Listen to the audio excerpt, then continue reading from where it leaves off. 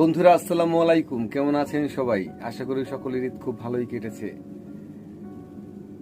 কষ্ট হয়েছে অনেক, তারপরে ঈদের যে আনন্দ, সে আনন্দ উপভোগ করেছেন সবাই।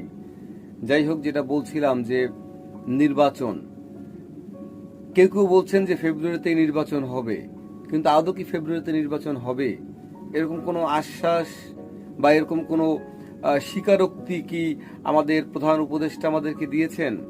তারেক রহমানের সঙ্গে প্রধান উপদেষ্টার কথা হয়েছে, দেখা হয়েছে, সাক্ষাৎ হয়েছে, কিন্তু একবারও কিন্তু তিনি বলেননি যে নির্বাচন ফেব্রুয়ারিতেই হবে।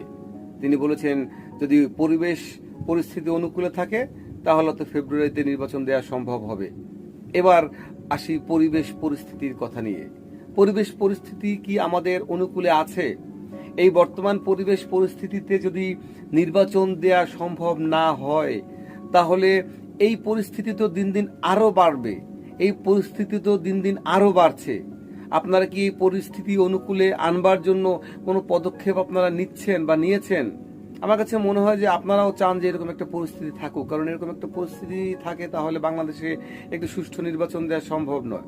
কোনোভাবেই একটি সুষ্ঠু নির্বাচন দেওয়া সম্ভব না। আপনারা দেখেন যে বর্তমানে আওয়ামী লীগের মতো এত বড় একটা বৃহত্তর রাজনৈতিক দল, এত সমর্থক, কোটি কোটি সমর্থক, তারা কিন্তু মাঠে নেই।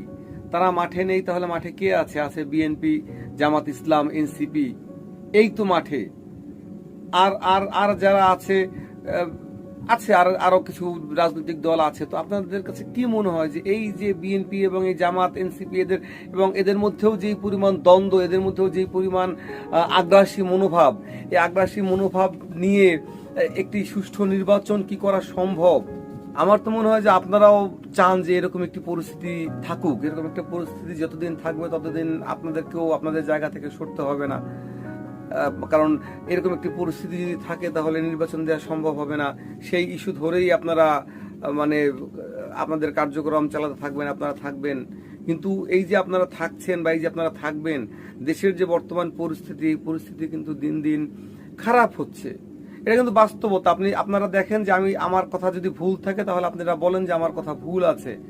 দেশের পরিস্থিতি কিন্তু দিন দিন খারাপ হচ্ছে। আপনারা মানে প্রত্যেকটা জায়গায় আগে যেই পরিমাণ মানে জবরদখল, লুটতরাজ, লুটপাট, চাঁদাবাজি যেগুলো ছিল, আবার কিন্তু শুরু হয়েছে। কারা করছে সেটাও আমরা খুব ভালো মতো জানি। কিন্তু এরকম একটা পরিস্থিতি যদি থাকে তাহলে এই বাংলাদেশে নির্বাচন দেওয়া সম্ভব নয়। এরকম যদি একটি পরিস্থিতি থাকে তাহলে এই দেশে নির্বাচন হবে না। আপনারা যাই বলেন না কেন, যতই চিৎকার করেন না কেন, তারা শুধু এই অস্থিতিশীল পরিস্থিতি দেখাবে যে বাংলাদেশে এখন একটা অস্থিতি